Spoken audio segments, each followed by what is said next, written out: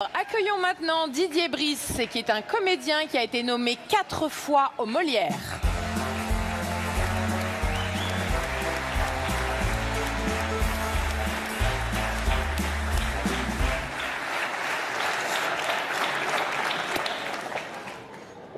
Bonsoir. C'est enfin le moment que tout le monde attend.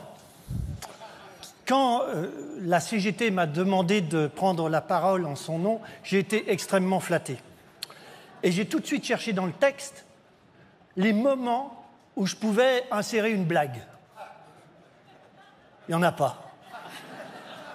Donc j'ai besoin de vous pour me soutenir.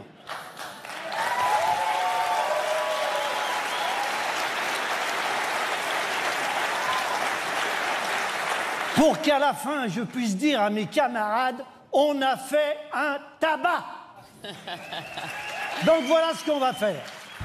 À chaque fois que je sors ce carton, vous riez le plus fort possible. D'accord? Je compte sur vous. La situation est catastrophique pour la culture. Et ils sont chauds. Merci, Caroline. Je t'avais prévenu. Il y a du talent dans la salle. Novembre 2024, le patronat s'en prend une nouvelle fois à notre régime d'assurance chômage pour éliminer des milliers d'intermittents. Janvier 2025, le fonds PEPS, fonds de soutien à l'emploi, est menacé. Les caisses sont vides. Formidable, merci.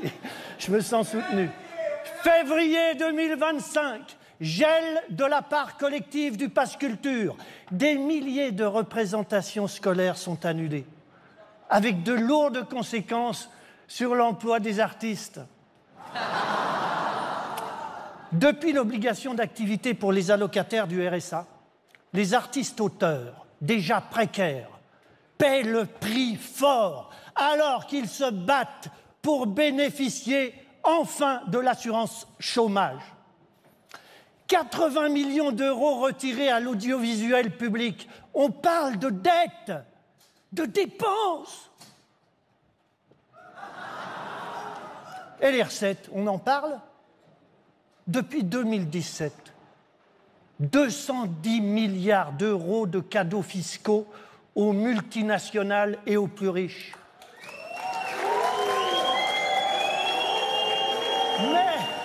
Mais le gouvernement demande aux collectivités territoriales d'économiser 2,5 milliards d'euros. Aussitôt, la culture devient une variable d'ajustement. Bercy, samedi dernier, nous annonce une coupe supplémentaire de 100 millions d'euros dans le budget de la culture. Bercy ignore que la culture rapporte plus à l'économie française que l'automobile. Et des vies sont brisées. C'est vrai.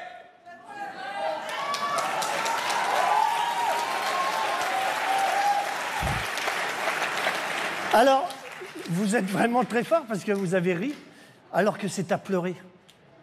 Depuis 2 mois, nous sommes des milliers à nous mobiliser. Le gouvernement refuse de nous recevoir. De cette honte, il faudra répondre un jour. Parce que, depuis l'âge des cavernes, l'humanité se réunit autour de ces artistes pour comprendre le monde et le rendre meilleur. Qu'on se le dise, nous ne nous laisserons pas faire.